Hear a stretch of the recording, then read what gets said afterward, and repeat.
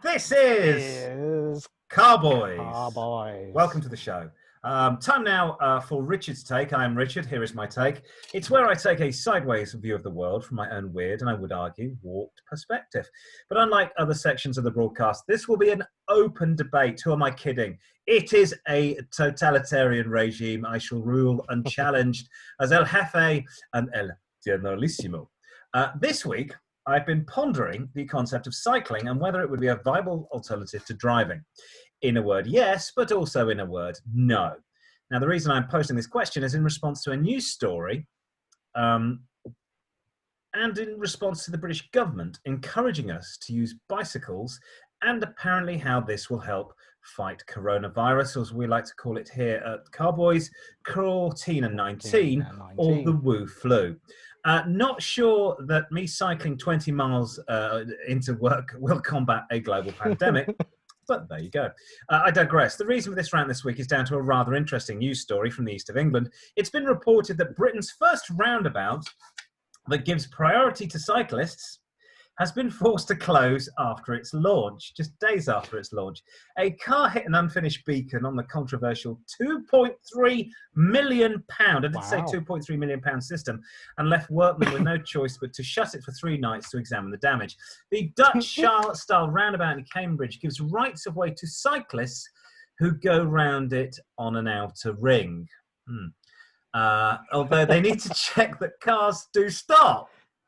Right, okay, so they go on an outer ring round the island or the roundabout, and cars go on the inner ring. Zebra crossings on each approach also mean that vehicles have to give way to pedestrians. I cannot express how dangerous this thing is. In the UK, we've got no experience of this, either as cyclists or as motorists. I'm going to show you a picture. This is it. I mean... It looks like the schematics for some sort of complicated World War I bomb.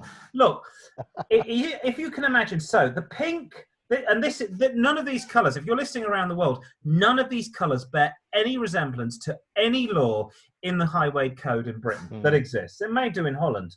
It's Sauron. White warlord, I can see you, or warlock, or whatever the hell it is. Yes, this is what Gandalf the Grey looks into. So the pink and black and white stripes are where the pedestrians walk. The bit in the middle is the eye where the cars go round. I think you can see a little car here. And the dark burgundy or claret that goes around the outside is the cyclists, which is this bit here. So as a motorist, you're going around, as we obey, obviously, the letter of the English law and we obey the Queen. We go round this way, sorry, the car's going to go around this way, and the car, like my finger, is going to come off down here. Oh, I'm going the wrong way. Let's try the other way. Let's try that way. Yes. Yeah. No, still going wrong. That way, yeah. And then we'll exit. I'm trying to do it upside down. We'll exit here. Except as the car exits, it has to wait for cyclists crossing this burgundy bit, and then wait for pedestrians crossing what looks like a licorice allsort, and then continue on. Now, the problem is, if you're a motorist coming round this bit, you're concerned about not hitting other cars and not hitting other cyclists.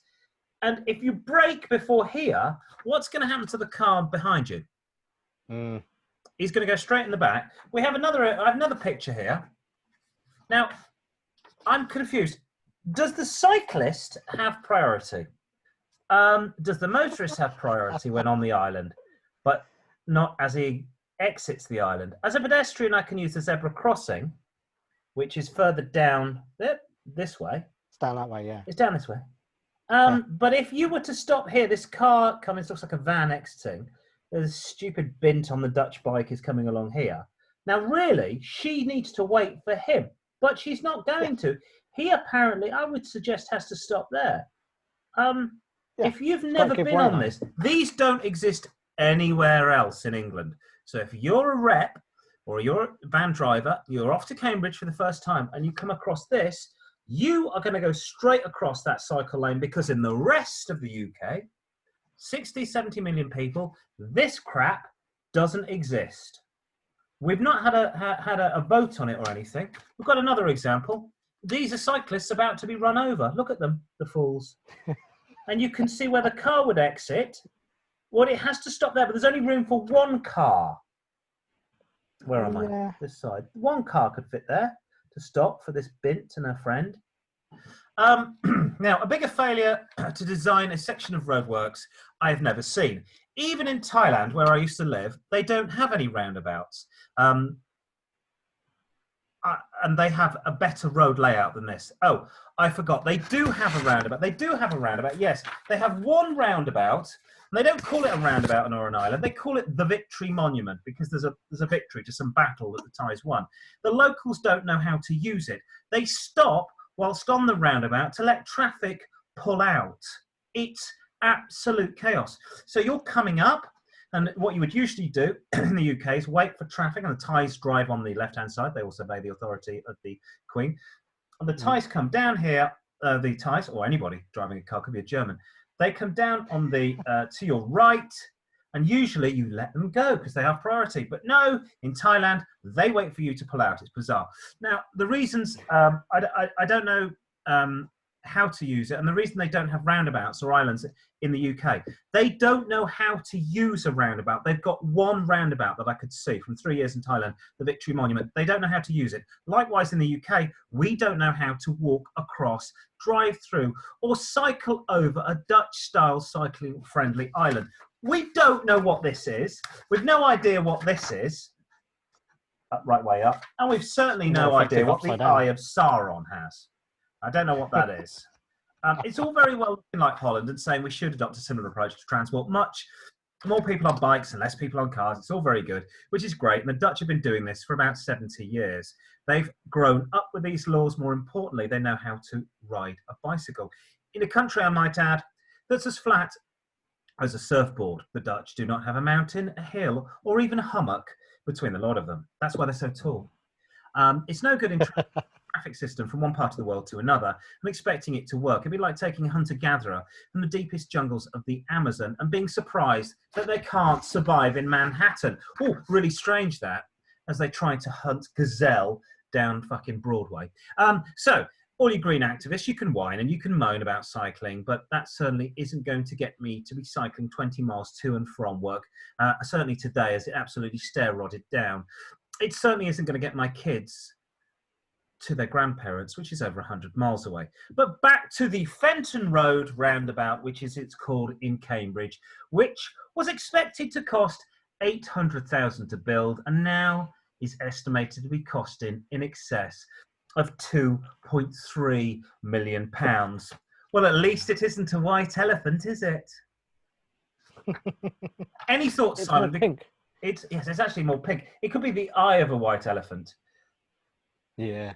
Gandalf the Grey. What a pile of poo that is. Any thoughts? I know up where you are in Enfield has some amazing traffic management systems. So in Enfield, what they've done is, so you're talking about the different colours there, which are not the norm of what we have.